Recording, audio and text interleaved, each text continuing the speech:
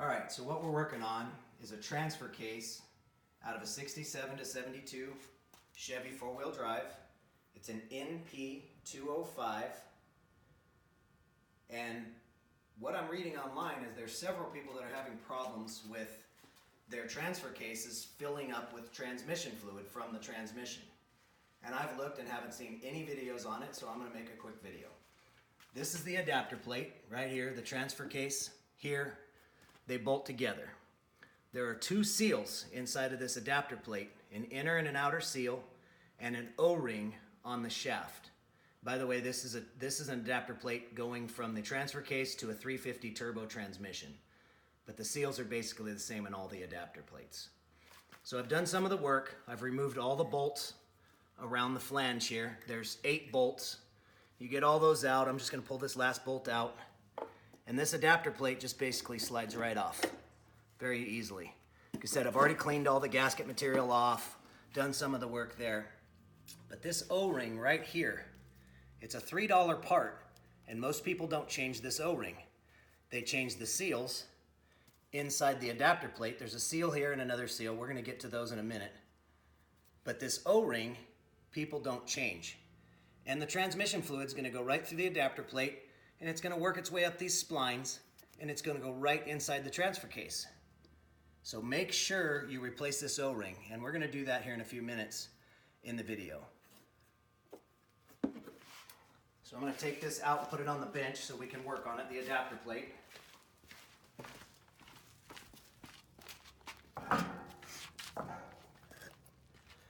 Alright, so I got the adapter plate on the bench, got a couple blocks underneath it, and this snap ring right here, you can see it here and here, is what you're going to pop out to take this inner shaft or the connecting shaft, whatever you want to call it, out.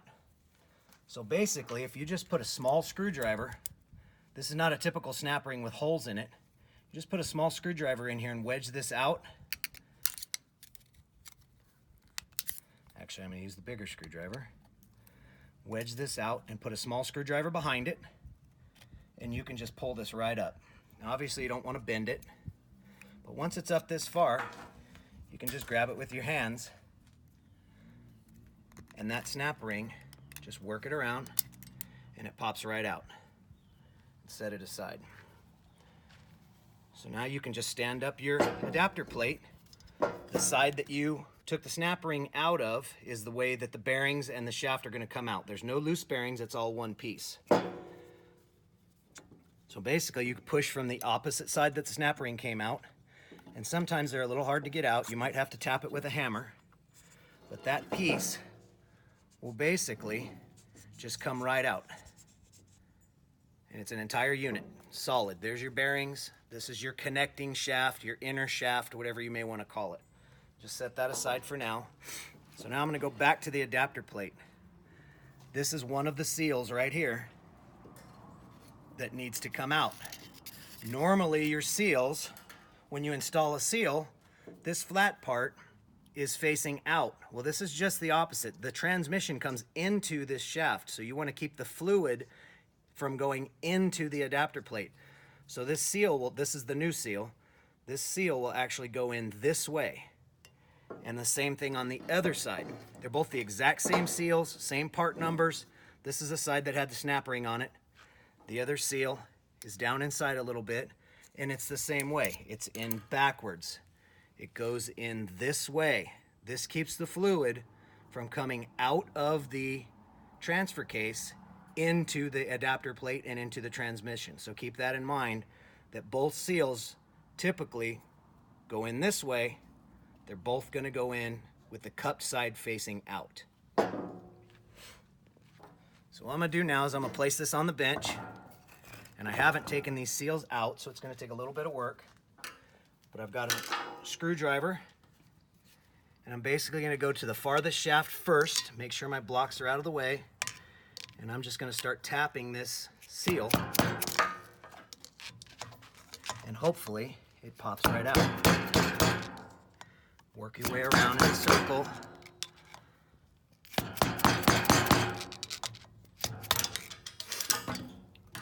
So that seal has popped right out. It was inside of here. It's okay to leave this oil in there. That'll help with the new seal. So here's the old seal. And the new seal is going to go right into that. But I'm going to take both seals out first. So now I'm going to place the other side facing down. And do the same thing. Screwdriver and a rubber mallet right along the inside edge of the seal. Tap it in a few places. 12 o'clock, 3 o'clock, 6 o'clock, 9 o'clock. Until that seal drops out. So now you can see the two seals. They both come out. You can see this seal right here. Look what condition this seal is in. This is probably part of my problem. The seal is cracked and broken in several places. It's old, dried out. So I did go to Napa. The original part number is a national seal, and it's 480410-SS0. So that's a 480410 seal. Napa did have the correct seal. So here's the seal from Napa. It's a 19760. They had them in stock. So again, pull it out of the box, match it up. It actually is the exact same size versus the other one. It's a little bit thinner, but it does fit on the shaft perfectly. Very snug, everything. So it should work. Okay, so back to where we were. I'm going to take the metal ring very carefully, take the metal ring out of the seal so it doesn't get damaged. We're going to put that on later. What I'm going to do is I'm going to take a little bit of grease. I'm going to rub it right around the edges of this seal to help it go in.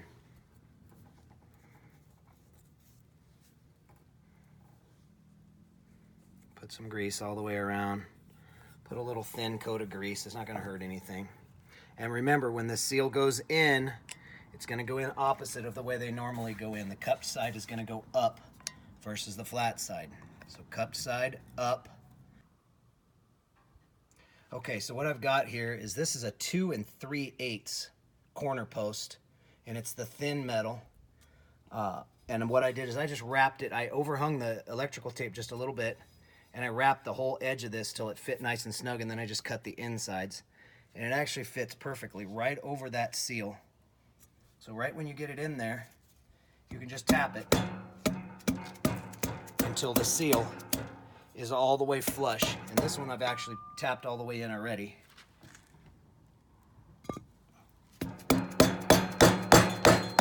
And then just pop it back out.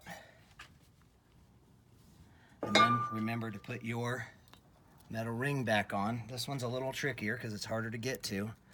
Just be careful with it.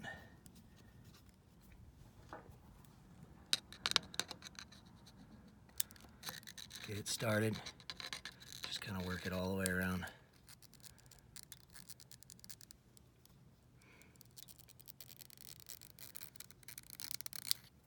And it snaps right into place. And that's basically it. Well, no big deal.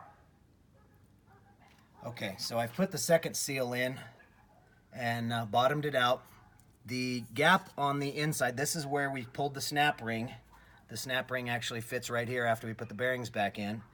On the snap ring side, the seal fits almost flush with the inside of the case. This is just leftover Teflon that they put on the outside of those seals, no big deal. So I'm gonna go ahead and pop the metal ring back on, just kind of get it started, work it around, and it just snaps right back into place.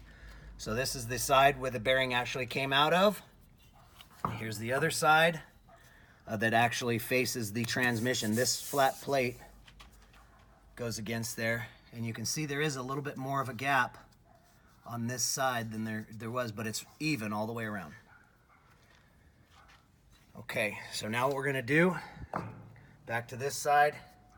My original bearing and everything is good.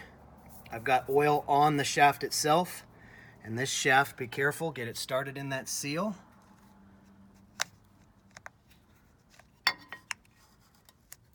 Very snug. Okay, so my rubber ring tried to come off on me. I'm gonna make sure it's still on there.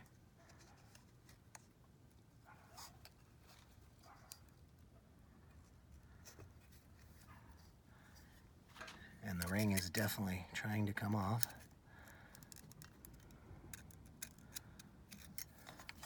I think my seal's actually folded over a little bit. So just be very careful. You can almost put one side of this, there we go. So push some pressure on one side of the seal, and then it just drops right in. You may have to manipulate it a little bit. This side, the metal ring's on the outside, so now what you can do with your rubber mallet is just tap this all the way around, nice and even. Take your time. It's all the way in. You can see the snap ring groove right here. Run your screwdriver all the way around. Snap ring is set. The same way. Put one side all the way in and just work it around with your fingers. They're actually pretty easy to put in. You get to this point, it's just going to snap right in. Make sure it's snapped in all the way around, and it's done. Here's your other side. Metal ring is still on the seal on this side, and you're basically done replacing the seals on the adapter plate. So now what we're going to do is, here's the O-ring I was talking about earlier. I think it's $3 and some change. This is the O-ring that's going to go on the shaft coming out of the transfer case. So let's take our adapter plate and our O-ring. Here's our transfer case. So the old O-ring, this is the output shaft of the transfer case. The adapter plate goes on like this. This O-ring has got to be changed. I can see just by looking at it, it's got a break in it, and it's also very flat. It's not even round anymore. So I'm gonna pop the old O-ring out. So here's the old one. It's broken, very dry. I think if I opened it, it would probably split. Yeah, I mean, that's probably why my transfer case is full of transmission fluid. New O-ring, just slide it right on. It's got to go up and over this little lip, all the way around, and it's done. If you got any oil or grease or anything, my hands are still oily, so I'm just going to lube up that O-ring. Everything's clean, ready to go. So basically now all you have to do is take your adapter plate. That O-ring seals right inside of here. So you can see your female splines, your male splines, you can see how fluid would just go right past here if that O-ring wasn't sealing on this ring right here. So you're just going to want to line up your bolt holes, and you'll feel it go past that O-ring. I felt it snap right in. It's okay. If you have any doubts, pull it back off. Make sure your O-ring's still in place. O-ring's still good all the way around. It's not a real tight fit. Again, listen to it. You might be able to hear it. There, it just snapped right past the O-ring. Center up your bolts, and good to go. Now, the one thing I didn't show you was the gasket. Obviously, there's a gasket that goes in here, but to save time on the video, I just wanted to show you the installation. So my O-ring's still in place. There's a gasket that comes in your kit that you'll have to put some UTV black. I use the Ultra Black, just a very thin coat on both sides of the gasket. Put some on your case, both sides of your gasket, and put that all back together just like I showed you. But that O-rings, I think, is the key to all of our problems. I hope this video helps y'all.